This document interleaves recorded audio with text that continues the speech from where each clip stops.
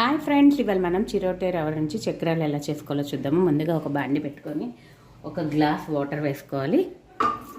Water లైట్గా heat అయిన తర్వాత 2 స్పూన్స్ నెయ్యి వేసుకొని అందులో హాఫ్ కప్ చిరోటి రవ్వ వేసుకుందాం. మనము వేసుకొని బాగా కలుపుతూ ఉండాలి. చిరోటి రవ్వ ఉండలేక ఇలా ఉడకపెట్టుకోవడం వల్ల చక్కెర ఎక్కడ ఎరగకుండా ఉంటుంది.